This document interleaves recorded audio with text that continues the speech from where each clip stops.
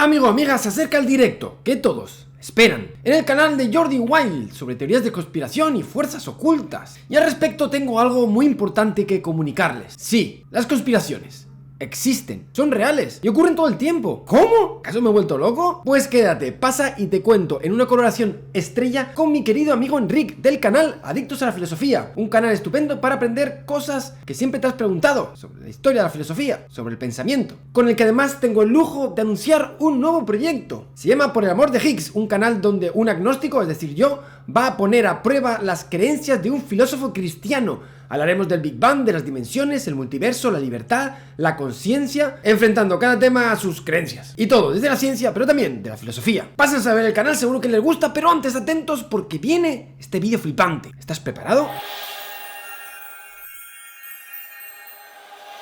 Español tenía que ser, sí señor, el país del Lazarillo de Tormes, el de la picaresca y la trampa. ¿Qué estoy hablando? ¿Me he vuelto loco?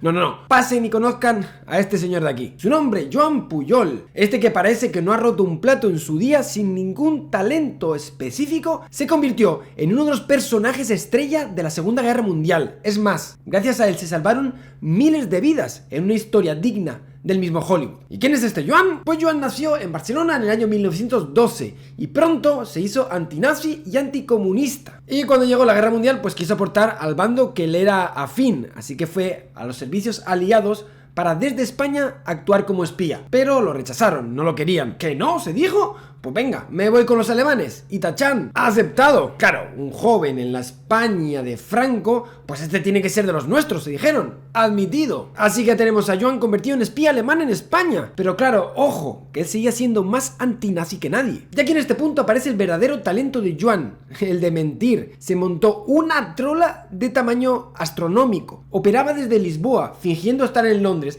montando una red de espías, obviamente todos inventados. Esto es como cuando sales de fiesta y dices a tu madre que estás en casa de un amigo, pero realmente estás de fiesta, pues a lo bestia. Y además los alemanes, muy felices con el trabajo de Joan, le iban mandando más y más dinero. Y en este punto Joan no solo se inventaba historia tras historia, usando cosas que sacaba de películas o de la biblioteca. Es que se inventaba todo, sus movimientos, los tickets que enviaba de gastos, todo lo que hacía y decía este Joan durante estos años era mentira. Pero qué talento tenía este hombre para mentir, porque llegó a tener hasta 22 personajes inventados con sus propias historias personales, sus dramas, sus avatares, sus conflictos, y todo con historias totalmente coherentes, tanto que nadie llegó a sospechar. Pero hasta tal punto era coherente y retorcía sus historias para que todo encajara, que tuvo que matar a uno de sus espías para mantener su mentira. Incluso hizo que apareciera la muerte de este espía en la esquela de un periódico. Y ya te puedes imaginar cómo en este punto ya era uno de los informantes favoritos de los alemanes. Pues llegado a este punto, se dijo, bueno, es momento de hablar con la inteligencia inglesa. Ahora sí, con esta carta de servicios, ¿cómo no me van a aceptar como espía inglés? Y es así como Joan se convirtió en agente doble. Y mientras de paso seguía con lo mismo, informando con mentiras a los alemanes,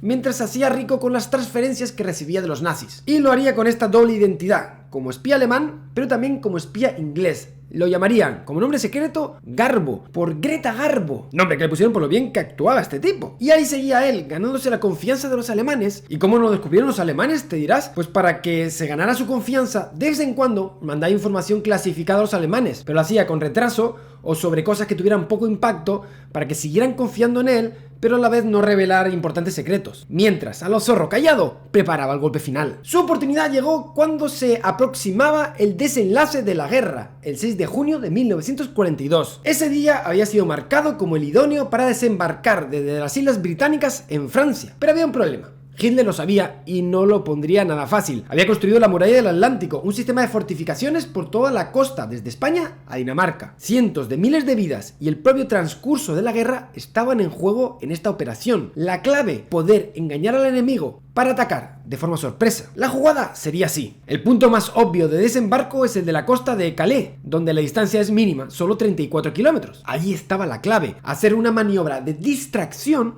para que pareciera que desembarcarían en Calais, para hacerlo, sin embargo, a 200 kilómetros al oeste de allí, en Normandía, entre Cherburgo y el Havre. Pero como se puede imaginar, engañar a un enemigo como los alemanes no es cosa fácil. Si van a fingir que el desembarco sería en Calais, habiendo aviones nazis sobrevolando la costa, informantes, escuchas y todo un despliegue de observación, habría que hilar bien fino. Es decir, había que armar una mentira, pero a gran escala. a lo bestia, al más puro estilo, Joan Pujol. Así que se pusieron sin más en marcha. La oficina de los expertos en engaños inventa 2 ejércitos ficticios, uno en Escocia para fijar las tropas alemanas en Noruega y otro formado por 11 divisiones al sur de Inglaterra. Pero como se pueden imaginar, ambos ejércitos eran falsos. ¿Y cómo fingir algo así? Pues hablamos de miles de casetas de campaña vacías, tanques hinchables, aviones de goma, barcazas falsas. Es más, no paraban de emitir señales de radio con los problemas típicos de una injerencia como esta: falta de mantas, ovejas que ocupan el campo de tiro, molestias por repuestos de camión que no llegan, discusiones por la depuradora de agua, un sargento borracho que anda por ahí. Hablamos de nombres ficticios, aviones ficticios, día a día ficticio, todo era mentira. Menos las bombas, sí, habían bombas reales que lanzaban a Calais para preparar el terreno del desembarco, del falso desembarco me refiero, porque no, en Calais no iba a ser. Estaba en juego la guerra de desinformación. Y para completar esta ficción, este gran teatro, entraba en juego el desinformador estrella, Joan Pujol, alias Garbo. Sus informes de espía eran conclusivos. El ataque definitivo ocurriría en Calais. Pues vean si el engaño fue tan clamoroso y también perpetrado, que en plena invasión, la real, con 5.000 barcos y 150.000 soldados, los de verdad, apareciendo en las costas de Normandía, Hitler aún pensaba que se trataba de una maniobra menor, de diversión, y se quedó esperando el grueso del destacamento en Calais. Destacamento que, como habrán imaginado, nunca llegó. Claro, ese grueso de la operación, esas 11 divisiones que le habían informado que estaban al otro lado de la costa de Calais, seguían sin moverse de tierra, y no lo harían nunca. Claro, estamos hablando de barcos hinchables. La operación llamada Fortitud fue un éxito, y hoy sabemos el resultado de esta parte de la historia. Una batalla clave en el desarrollo de la guerra, una batalla donde la desinformación fue de un valor enorme. Pero aquí no acaban las mentiras de nuestro Pujol. Después de la guerra, ante posibles represalias, tuvo que fingir su propia muerte por malaria en un viaje a Angola, para desde allí viajar con otra identidad a Caracas, donde pasaría el resto de su vida. Como ven, esta historia tiene de todo: mentira, engaño, manipulación y una buena dosis de conspiración. Y un aprendizaje: la información es poder. Lo ha sido siempre y lo sigue siendo ahora. En la guerra Ucrania, en Gaza, en las tensiones entre China y Estados Unidos, se desinforma, se manipula y se engaña. Es parte de la guerra moderna. No solo se dispara con armas y cañones, también se dispara con desinformación. Es lo que en técnica militar se llama medidas activas, y son totalmente reales, no solamente en la guerra abierta, ocurre en todo momento. Se roba correspondencia privada y se filtra la prensa. Se inflaman online las pasiones políticas para ensanchar las divisiones existentes en las democracias liberales. Siembran la duda y niegan las actividades maliciosas en público, al tiempo que las incrementan encubiertamente a la sombra. Y pensarás: maldito internet y malditas comunicaciones. No, amigo, no te confundas, esto no es nada nuevo. Fraude, desinformación, conspiraciones forman parte de la historia de la humanidad desde siempre. Desde cómo se usaron las fake news de que los cristianos eran caníbales para desacreditar la religión en época romana, hasta el fraude de la donación de Constantino. Sí, hablamos de un documento que se usó durante toda la Edad Media para reclamar la iglesia privilegios en Roma, tratándose de un documento que, analizado más tarde en el siglo XV, se demostró que era una falsificación. Y conspiraciones miles. Se conspiró contra Julio César al final del periodo de la República Romana. Teodorico mató a Doacro en la Italia tras caer el imperio, fingiendo una alianza sellada con un banquete donde aprovechó para matar a toda su familia.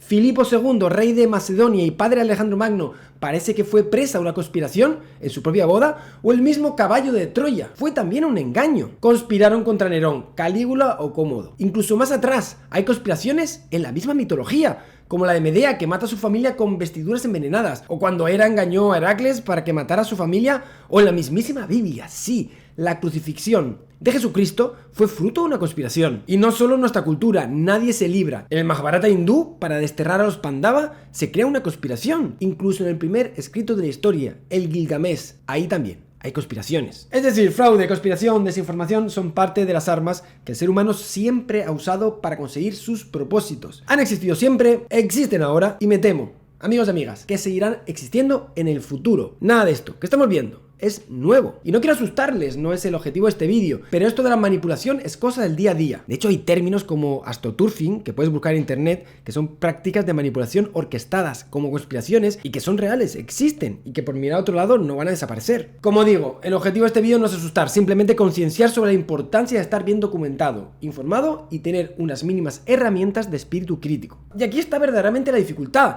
Hoy ni creer todo, ni no creer nada son posiciones sensatas. O como dice un viejo dicho, tan tonto es el que se lo cree todo como el que no cree nada. O como decía también Feynman, hay que tener la mente abierta, pero no tanto como para que se te caiga el cerebro al suelo. Esta es la razón por la que no hay una fórmula mágica, una receta de cocina que haya que seguir. Hay que desarrollar y trabajar ese espíritu crítico y aplicarlo a cada contexto de forma independiente. Ni creer todo, ni creer nada es una opción inteligente. Entonces, ¿cómo proceder? Pues esto es lo que vamos a intentar hacer en este vídeo, respondiendo a una pregunta. ¿En qué podemos creer? ¿Qué herramientas tenemos para ello? Empecemos viendo diferentes tipos de fenómenos a modo de clasificación. Por un lado tenemos las conspiraciones, por otro la pseudociencia, los fraudes y la desinformación o las fake news. Por un lado tenemos la desinformación, que es más una herramienta, y la usan todos, tanto el fraude como la pseudociencia y las conspiraciones. Es básicamente transmisión de información falsa. Por otro lado, un fraude es un engaño para conseguir un determinado fin, muchas veces de tipo económico. A veces una pseudociencia puede ser un engaño, un fraude, pero no siempre. ¿Qué es entonces? ¿Y la teoría de la conspiración qué significa? Pues en este vídeo nos vamos a centrar en las dos principales propuestas con las que se confronta el pensamiento crítico: las teorías de la conspiración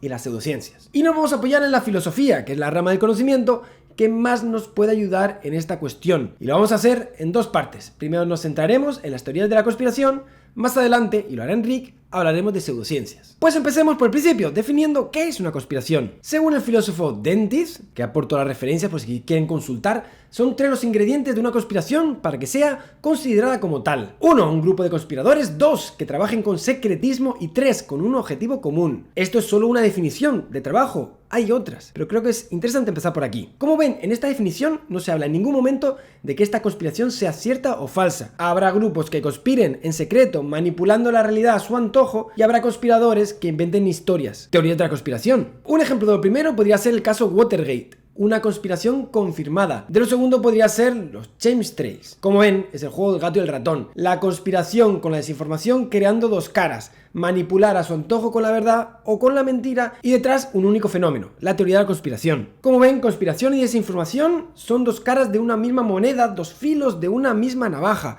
Mismo fenómeno visto desde diferente ángulo. Es un juego similar al del ladrón y el policía. Quien quiere causar un perjuicio en su rival puede usar la vía de la desinformación para debilitar, socavar los cimientos de las instituciones de la sociedad de su rival, golpeando donde más duele, los elementos que unen a los individuos dentro de esa sociedad. Desde el otro lado, se intentan desarticular estas artimañas que son vistas desde el ángulo de la conspiración. Pero puede haber una contrarrespuesta: usar el alma de la conspiración para desacreditar un acto real, usando la propia teoría de la conspiración como una desinformación. Fíjese cómo el término teoría de conspiración además tiene una fuerte carga negativa, por lo que puede usarse para desacreditar desde el inicio cierta propuesta. Es un auténtico galimatías todo esto. Es decir, tenemos varias posibles situaciones. Bien, el grupo secreto actúa ejecutando su manipulación, intentando no ser descubierto, y se defiende del resto que lo atacan, alegando de teoría de la conspiración lo que desvelan. Bien, un grupo secreto inventa desinformación, algo que no ha ocurrido, intentando desestabilizar. Ha creado una teoría de la conspiración. Son las dos caras de la teoría de la conspiración. Y aquí está la dificultad del ciudadano. En general en la vida nos llega información y no sabemos de qué se trata. ¿De cuál de los dos casos? ¿La teoría refleja una realidad o es mera invención? Como ejemplo, la teoría de la conspiración de que Elvis no murió, pues seguramente sea falsa. Sin embargo, sí se conspiró para fingir que Joan Pujol, el personaje de nuestra historia, había muerto. En este caso, la conspiración era cierta. Las conspiraciones existen, pero no todo lo que ocurre es conspiración. Y ahí entran los dos elementos tan peligrosos de esta receta: la desinformación y la manipulación. Hasta aquí por el tema de conspiración, porque por otro lado tenemos el otro fenómeno, la pseudociencia. Esto mejor nos lo cuenta Enric. Hola Javi, muchas gracias por la invitación. ¿Qué es una pseudociencia? Es una pregunta que nos lleva al corazón de la filosofía de la ciencia. Tristemente no es fácil de responder, en parte porque la pregunta anterior de qué es una ciencia también es de difícil respuesta. No hay una sola característica que compartan de manera clara todas y solamente esas disciplinas que queremos llamar científicas, y que las separen, las delimiten no solo de aquello que no es ciencia, sino también de la pseudociencia, es decir, de aquello que sin ser ciencia pretende serlo, se presenta como tal. Pero que una pregunta sea complicada no es motivo para no intentar responderla, ni que sea de modo aproximado, así que vamos allá. Hay quien puede pensar quizás que la respuesta es evidente. La ciencia se caracteriza por la falsabilidad de sus teorías o hipótesis,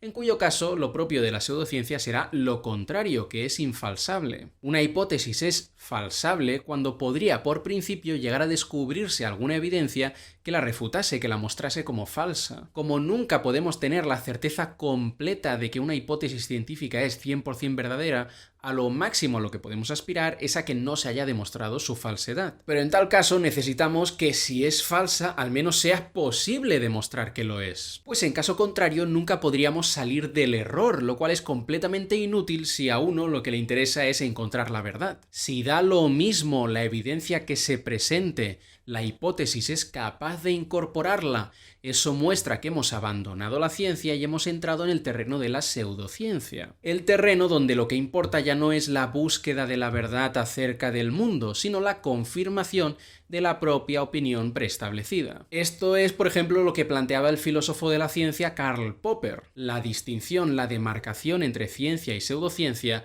está en la falsabilidad. La ciencia es falsable, la pseudociencia no. Pero esta respuesta a la pregunta tiene ciertos problemas. Un problema es que la práctica de arreglar una hipótesis ad hoc para que no le afecten ciertas observaciones problemáticas es algo que uno puede encontrarse también dentro de la ciencia y que dentro de unos límites puede ser legítimo. Si tenemos una hipótesis que es capaz de explicar todos los fenómenos menos uno y no hay ninguna alternativa mejor, pues puede ser válido y razonable añadirle a esa hipótesis algunas ideas auxiliares para que sea capaz de dar cuenta de esa otra cosa también. Pero tal vez el mayor problema con la propuesta de Popper, aquello que le han criticado muchos otros filósofos, es que estrictamente hablando muchas de esas disciplinas o hipótesis que consideramos pseudocientíficas sí que son falsables. Es más, muchas de ellas han sido falsadas decisivamente. La astrología, por ejemplo, plantea que el movimiento y la posición de los astros tienen un efecto sobre el carácter. Pero eso, en sentido estricto, es una hipótesis falsable. Por principio, se podrían hacer observaciones que demostrasen su falsedad. Se podrían hacer estudios estadísticos que mostrasen que no hay ningún efecto del movimiento y la posición de los astros sobre las personas y su carácter. Y de hecho, eso se ha hecho y se ha demostrado que es así. Por cosas como estas, varios filósofos de la ciencia plantean que más que buscar un único criterio, como quería Popper, que separase clara y evidentemente la ciencia de la pseudociencia, necesitamos apelar a muchos criterios que pueden darse en un grado mayor o menor. Y algunos de estos criterios tienen mucho más que ver con las personas que defienden una cierta idea o hipótesis que con la estructura lógica interna de la hipótesis en sí. Por ejemplo, en no pocas ocasiones la crítica a una pseudociencia viene no de que sus ideas no se puedan poner a prueba y no puedan ser falsables, sino del hecho de que ya han sido puestas a prueba múltiples veces y han sido demostradas como falsas. En un caso así no es tanto que la hipótesis sea ella misma infalsable, sino que en sus defensores hay una especie de resistencia a los hechos por la cual siguen en sus 13 a pesar de la contundente evidencia en su contra. Este punto me parece importante. No es tanto que uno pueda agarrar una hipótesis en el vacío, por decirlo de esta manera, y mirándola exclusivamente a ella desde dentro de modo intrínseco determinar si es científica o pseudocientífica. Es más bien que para identificar una pseudociencia como tal, uno tiene que atender a las prácticas, actitudes y actividades de las personas que la defienden. Son las personas las que son infalsables, si no se quieren dejar convencer nunca de ninguna manera en contra de su propia opinión. Esto tiene una consecuencia curiosa. Significa que una cierta hipótesis o disciplina puede ser científica en un momento y pseudocientífica en otro momento histórico posterior, al resistirse sus adeptos de modo persistente a las evidencias. Si la ciencia tiene justamente la función de esclarecer los hechos, al menos dentro de cierto ámbito de cosas, lo que puede separar la ciencia, la actitud científica, de la actitud pseudocientífica es justamente la receptividad o el rechazo a los hechos, a lo establecido, y eso, que es establecido y que no, va variando con el tiempo. Por ejemplo, el geocentrismo fue en el pasado una hipótesis científica, y los geocentristas fueron científicos, porque en ese momento histórico era la mejor hipótesis disponible que explicaba de manera más acabada y elegante todos los fenómenos. Hoy, si hubiera un grupo de geocentristas, que no me sorprendería, haciendo sus congresos, sus revistas, sus publicaciones, quejándose del vacío que les hace la élite y tal, pues eso sería una pseudociencia. Y también si mañana la relatividad general de Einstein es decisivamente refutada y aparece una teoría infinitamente mejor y un pequeño grupo de personas sigue aferrado a ella, resistiéndose a los hechos, pues la relatividad general se habrá convertido en una hipótesis pseudocientífica. Aparte de la resistencia a los hechos, otro criterio que puede señalar que estamos ante una pseudociencia es el rechazo a poner a prueba las propias ideas, aunque eso podría ser hecho perfectamente. O también la adopción de locas teorías de la conspiración que intrínsecamente son muy improbables por la gran cantidad de factores que se tienen que dar perfectamente para que sean verdad, pues para explicar por qué la comunidad científica oficial no les está haciendo caso. En último término, que sea pseudocientífico va a depender, como es obvio, de que sea científico. Al fin y al cabo, la pseudociencia es como una perversión de la ciencia. Es una disciplina que, presentándose como científica, intentando arrogarse la autoridad y el prestigio que tiene la ciencia, en realidad no sigue el rigor, ni el cuidado, ni los estándares que nos gustaría encontrar en toda comunidad de investigación dedicada a la búsqueda de la verdad. Muchas gracias, Enric. Les recomiendo que se pasen por su canal Adictos a la Filosofía y también por el proyecto que acabamos de lanzar, Por Amor de Higgs. Pero entonces volvamos a nuestro tema. ¿Qué hay de cierto entonces en todo esto? Es decir, ¿cómo detectar que algo es una pseudociencia? ¿O cómo captar una conspiración? ¿Cómo distinguir lo verdadero de lo falso? ¿Habrá acaso, como lo llaman los filósofos, algún criterio de demarcación que nos pueda servir de ayuda? Pues vamos con todo ello. Lo primero que podemos decir es que no hay una forma definitiva, última de saber si una teoría de conspiración es cierta o es falsa, o si una cierta práctica es pseudociencia o no lo es. Lo siento, la vida es así, no hay una receta simple que seguir. Pero al menos tenemos un conjunto de herramientas que nos pueden servir. La primera es la coherencia lógica. Muchas de las teorías de la conspiración y las pseudociencias presentan problemas internos. Hablando en cristiano, no se sostienen. Y es que en su intento de encajar la teoría con la evidencia múltiple, tal y como hace la ciencia, acaban presentando presupuestos contradictorios, incoherentes. O en algunos casos más directamente es que dan lugar a teorías que no tienen ningún sentido. Aquí la confusión viene muy en parte del lenguaje que usamos, el lenguaje coloquial. Ahí hablamos de teoría de una forma muy diferente a cómo se usa en el argot técnico. En el lenguaje coloquial decimos cosas como: tengo la teoría de que Marcos le ha puesto los cuernos a María con Rosita. Muy bien. Pero en ciencia esto no es realmente una teoría, es más bien una mera hipótesis. En ciencia una teoría es una cosa mucho más gorda, mucho más importante. No es cualquier cosa. Es un marco teórico explicativo completo de un conjunto de fenómenos. Y para explicar esos fenómenos conforme a las observaciones y los experimentos, en muchos casos las teorías han de encajar una larga lista de evidencia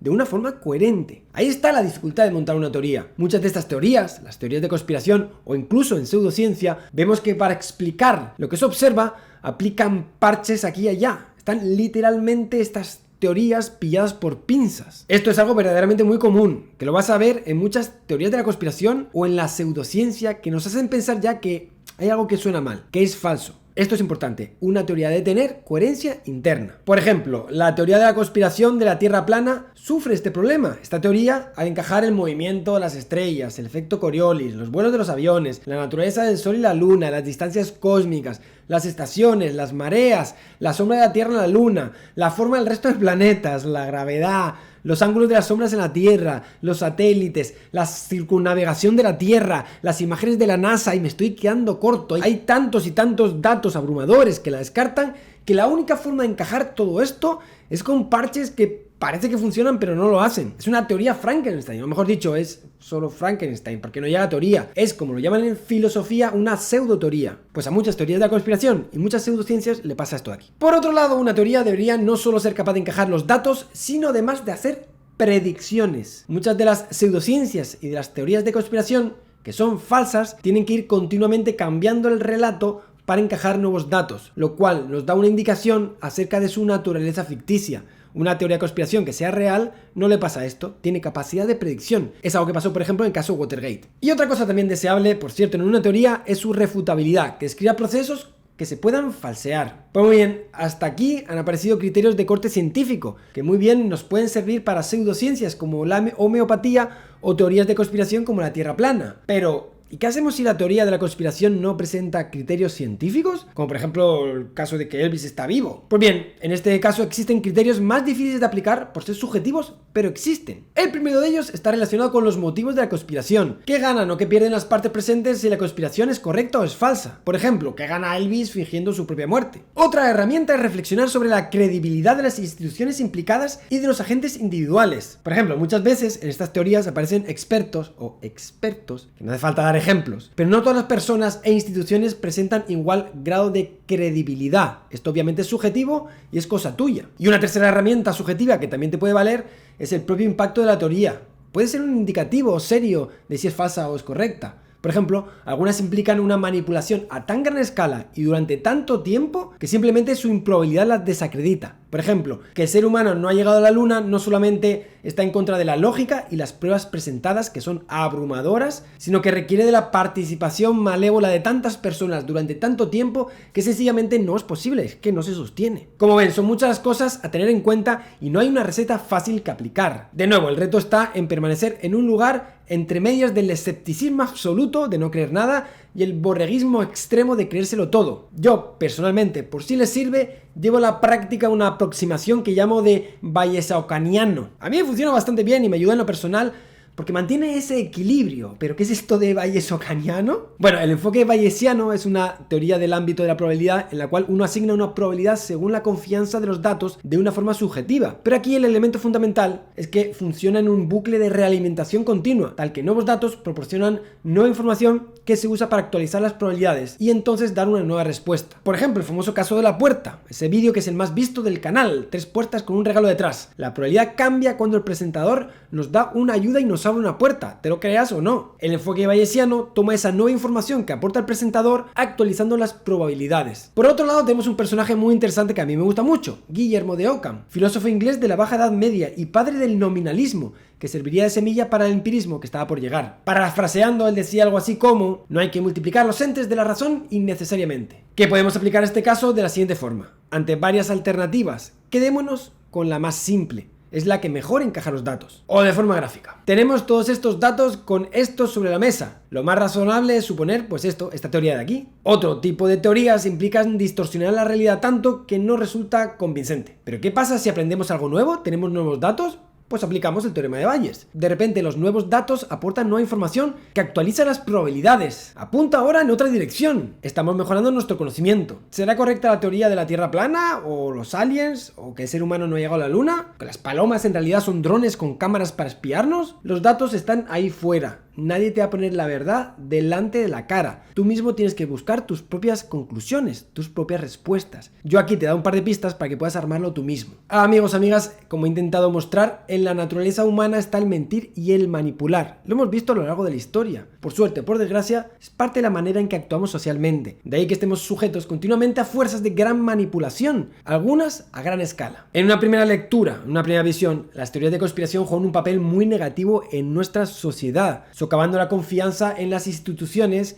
y confundiendo a la gente honrada. Pero una segunda lectura nos hace recordar que también tienen un lado positivo. Y no lo voy a decir yo, vamos a acudir directamente a este artículo de la Enciclopedia de Filosofía, a cargo del filósofo Mark Pauly. Las teorías de la conspiración pueden ser herramientas para descubrir conspiraciones reales, siendo el escándalo de Watergate el ejemplo estándar. Cuando estas conspiraciones ocurren en nuestras instituciones públicas, las teorías de la conspiración pueden ayudarnos a mantener estas instituciones bajo control y a descubrir problemas institucionales. Las teorías de la conspiración pueden ayudarnos a mantenernos críticos frente a aquellos que ostentan el poder en la política, la ciencia y los medios de comunicación. Una de las maneras en que pueden lograr esto es obligando a estas instituciones a ser más transparentes. Dado que las teorías de la conspiración afirman la actividad secreta de ciertos agentes, la toma de decisiones transparente, las líneas de comunicación abiertas y la disponibilidad pública de documentos son posibles respuestas a las teorías de la conspiración que pueden mejorar una sociedad democrática, independientemente de si son suficientes para convencer a los creyentes de las teorías de la conspiración. Podemos llamar a esto el efecto paradójico de las teorías de la conspiración. Las teorías de la conspiración pueden ayudar a crear o mantener la sociedad abierta cuya existencia niegan. Distopías como lo que ocurre en el libro de Orwell de 1986 no están tan lejos. Hay lugares en la Tierra hoy donde los ciudadanos viven coaccionados y reprimidos por las fuerzas de poder. Y tengo malas noticias, porque tal y como avanzan las cosas con las nuevas tecnologías, cada vez lo van a tener más fácil aquellos que aboguen por un mundo de represión. Contra ello, nuestra mejor herramienta es mantenernos críticos con las fuerzas políticas y los grupos de poder, con la ciencia y los medios, para evitar abusos que favorezcan a una minoría en perjuicio de nosotros, el pueblo. Y ahí está nuestro papel, estar alerta, escuchar, aprender y ejercer nuestro espíritu crítico por un mundo más justo y más libre. Y todo parte de ahí, de escuchar y de aprender. Yo mientras me voy a ir al debate, a usar precisamente todo esto que les he contado. Muy en particular, escuchar, entender y rebatir cuando sea necesario. Pero sobre todo, como digo, eso, aprender. Porque en toda acción humana siempre se reporta un aprendizaje. Pues esto ha sido todo, compañeros. Me despido recomendándoles una vez más el nuevo podcast con Enric, su canal de YouTube, y que nos vemos en el podcast, en ese directo con Jordi Wild. Y espero que estén ahí, apoyando a Santolaya a tope. Nos vemos, hijos de Newton, muy pronto. Dale al coco y estudia, que algún día alguno de ustedes puede ser el próximo Einstein o la próxima Marie Curie. Hasta pronto.